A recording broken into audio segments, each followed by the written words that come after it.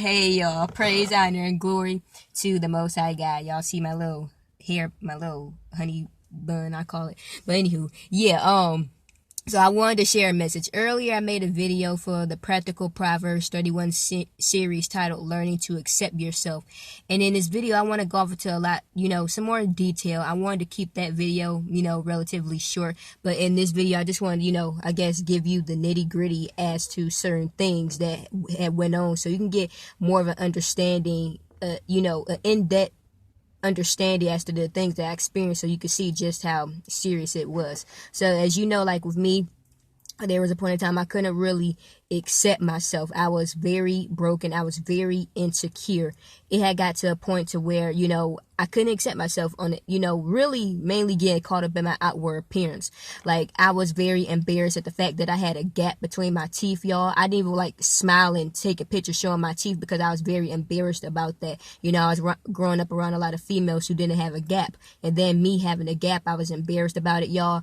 I couldn't accept myself. When I would get in the mirror, I would look at myself and I'll always, try to look at, okay, what are the features about me? What is the best feature on me? And I always said, okay, out of everything, maybe the glasses, because at one point I didn't even like my nose. I would always look at my nose and I thought it was just so awkward. I'm like, oh Lord, I just didn't like it. There was one point in time to where, I couldn't go without wearing glasses. As y'all know, in a lot of my older videos, I wore a lot of glasses and I had gotten out of that, y'all. My self-esteem was so low to where when I'll take off the glasses, I'll be humble because I couldn't even see myself without the glasses. I got so used to seeing myself with glasses on to where when I took them off, I didn't like how I looked. I was very uncomfortable.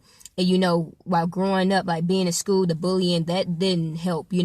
I had people make fun of me. I had people, they'll pick on me about how I looked, but really, particularly the boys. Now, when I was younger, wanted to be accepted, wanting, to fit in with certain people. And when I didn't get that from certain people, it added on to the rejection. And, like, as I said, the boys didn't help. There's an incident that took place when I was in 6th grade. I remember I was sitting down and out of nowhere, one of the boys in the class, he just started going in on me about my appearance, about me just being very ugly and stuff, and I didn't do anything to him. I didn't say anything to him. It just randomly happened. Now being older, I know that was an attack by the Jezebel spirit. As you know, the Jezebel spirit's out to, really operates with trash talk. It likes to spank you with its mouth. It kills you through words. And I didn't know at the time that young man was being used by a Jezebel spirit, and he didn't even know.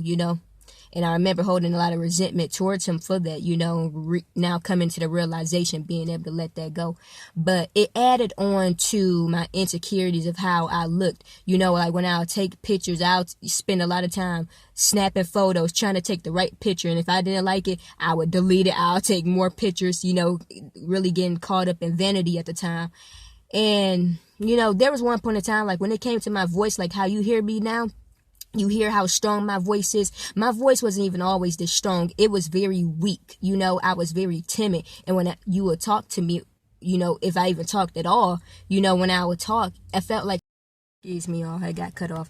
But yeah, when it came to my throat, it had gotten so bad to where it felt like something was trying to grip my throat. So when if it was clogged up all the time, and it got to a point to where it was affecting me from talking. My voice was very weak. It was very timid. And when people talk to me, you can hear it.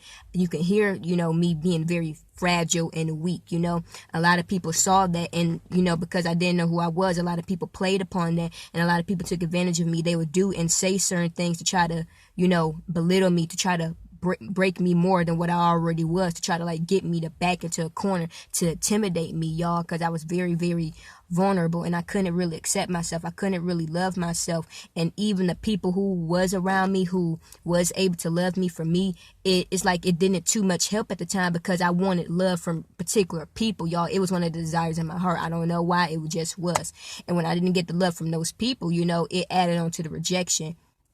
And, as I said, it affected me, y'all. I was getting caught up in the outward appearance, and then coming to Christ, I'm seeing, it's more so need to clean the inside of the cup, because you know you can alter your outward appearance, but at the end of the day, people can see right through you on the inside. They can see the internal struggles and things, and me having to let go of the insecurities one by one, and the fears, and also forgiving people who I felt could have contributed to me having those insecurities, to having those fears, y'all, because you know, we still have to do our parts in letting go and surrendering things. But, you know, just wanted to give you an understanding of just how bad it was. I couldn't even accept myself, y'all.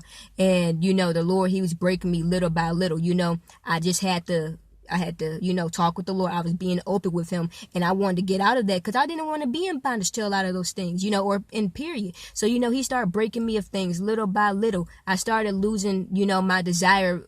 Well, when it came to vanity, I remember surrendering that to the Lord, confessing that I had it, and then surrendering it. And, you know, like when it came to me taking pictures, I used to love to take a lot of pictures, y'all. And I wasn't even too much of a picture person at one point, but, you know, surrendering that desire, and then the Lord kind of taking it out of me. So like if I do take photos, it's not for, you know, vain reasons, either like for a project or whatever it may be. My intentions on why I do things begin to change, because as you know, you have to evaluate the intentions as to why you do the things that you do. And many times we do a lot of things out of insecurity, or we do it out of fear of what people may think. We do it out of fear of not being comfortable with ourselves, not being able to accept ourselves. But you know, no one can love you better than the Lord, for one. And when it comes to people, can't nobody love you better than you, because you know no one else is going to do it for you. You got to learn how to treat yourself, because when you learn how to treat yourself, you teach others how to treat you.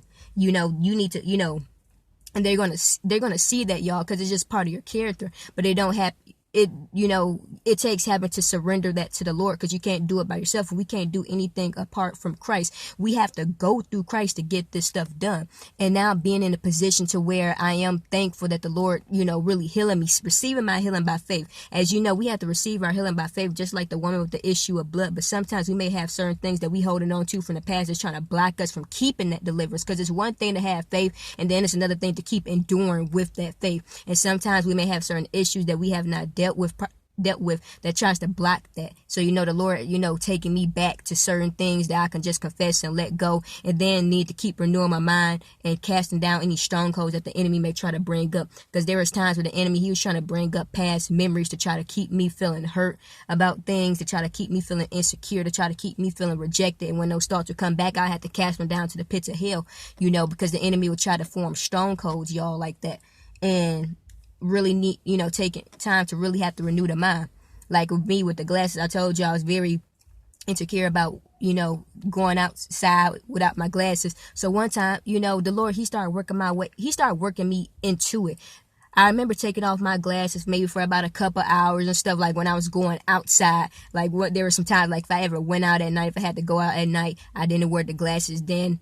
This one particular day, I just took them off, and there was a day when I really did a lot of surrender, and I was crying. And you know, the Lord, like that one day I was doing some crying, just letting go of my pain and my insecurity. And the next day I felt better, you know, because I was able to release all that pain. And the next day I was able to go outside without glasses and stuff. And now I'm at a point to where, as you can see, I'm without them glasses, y'all, and I'm not insecure about not having them. Now I'm able to really see myself, y'all. I was dealing with a lot of internal issues as far as why I couldn't accept myself as far as my physical appearance. And then getting in the mirror and then looking at my facial features, it had brought memories to, you know, about some things that occurred.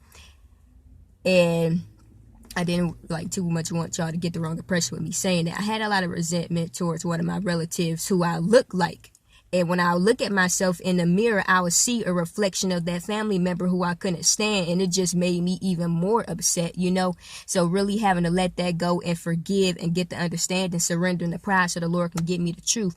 And then receiving my healing by faith and understanding that my strength, everything that comes from Christ. Who I am now is all because of what Christ has done for me, because I took the time to surrender to Christ. I took the time to be open and be vulnerable with him. I made things known. If something hurt my feelings, I would tell the Lord about it. I wasn't afraid to expose what it is that I was struggling with the Lord. And when I surrendered it, I cried, I let it go. He filled me with his love. He filled me with his peace. He helped me to start seeing myself as he started seeing me. My light began to began to shine more. And it wasn't me, but it was Christ who was working through me, which gave me the strength to, to be the person who I am now. There's one point in time, like when I would make videos, I was very self-conscious about how I looked on camera when I was making the videos. And now I'm at a point to where, now I'm concerned about the message. I really don't too much care how I look on camera. Now, of course, I'm not just going to come on camera and just look in any kind of way. I do care about myself to, to want to at least make myself look a little decent, but it's not out of vain reasons. It's like,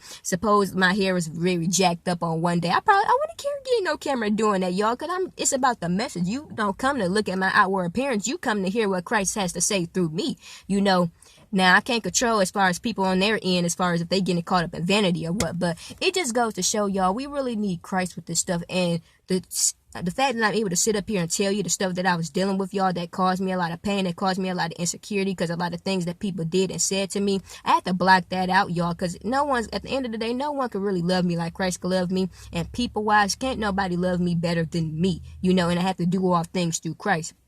You love your neighbor as you love yourself, and when you love yourself, it's going to start manifesting within your relationships with other people. When you're dealing with people, whether you could be in, a marriage, it could be friendship. So yeah, y'all, I just encourage you, let the Lord heal you of your insecurities. Confess your insecurities to the Lord and let him heal you, y'all. Confess them. Write some things down if you feel that you need to write. Get quiet, get silent, and don't be afraid about facing the problems, guys. Don't run from what it is, from certain things. Sometimes we like to run, and sometimes we don't want to face certain feelings, but it helps to face these feelings and examine the pain, examine these insecurities that we have, confessing them, and then giving them to the Lord, and then getting our minds renewed upon what the Word of God says, y'all. So, that's just the short version to everything, y'all, for the most part. But yeah, I do pray you find this message to be helpful, y'all. I just thank you all for taking the time to listen. Much love, peace be with you. God bless.